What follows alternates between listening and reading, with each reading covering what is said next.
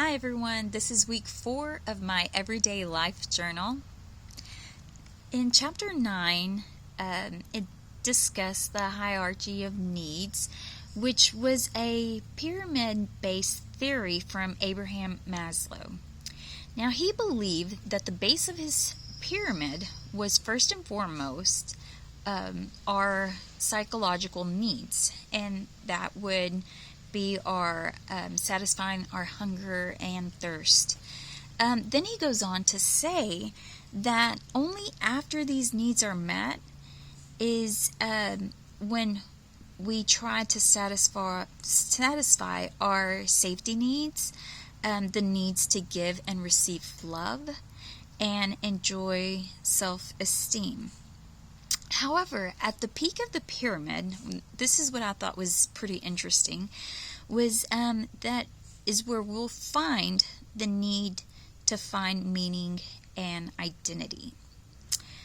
But in my opinion, I feel like this should be the very first thing that a human should need, Some might agree with him, though, because as soon as a child is born, they need to latch on to their mother and so that they can eat. And so, it makes sense. But then, Jesus tells us in John 6 that he is the bread of life. And whoever comes to him shall not hunger, and whoever believes in him shall never thirst. So, this is one of the main reasons why I believe that meaning and identity should come first and be a priority in our human needs. Now, in chapter 10, it talks about culture and emotions. So there was a question in the text that I thought was pretty interesting. It says, do facial expressions also have different meanings in different cultures? So I'm one that loves to make all kinds of facial expressions. My kids, my husband, they all know, I can speak to them just with my facial expressions, And, sometimes my oldest daughter, she's like, Mom, your face is talking. And I'm like, oh, oops. I just don't even realize it. I've gotten into a little bad habit about it, but so anyways, oh, and then once I looked at the diagram, I thought, wow, this is pretty cool. Yeah, we all basically do the same type of,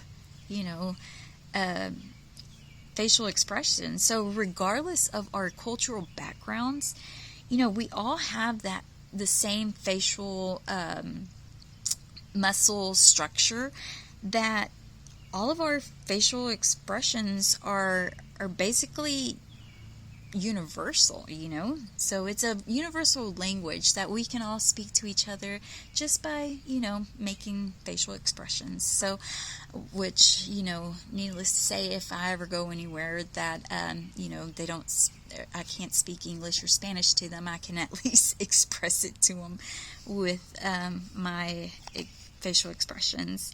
So, now lastly, in chapter 11, it talks about physical attraction, which this is the one that kind of caught my attention as well, due to one of the main reasons me and my husband got together was because, we were physically attracted to each other.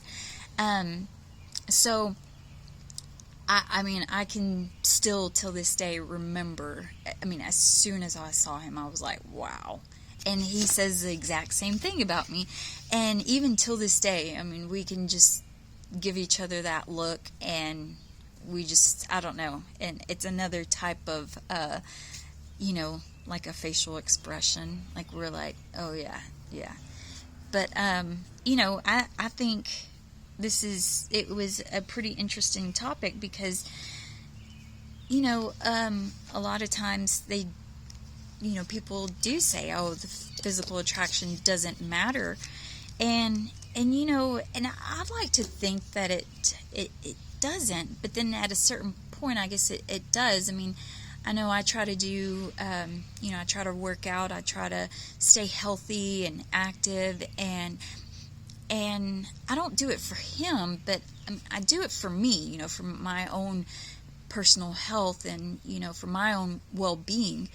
But I mean, I also, I don't know, I want us to I guess make sure that we stay connected. And I mean, physical attraction is important to me, and just as it's important to him.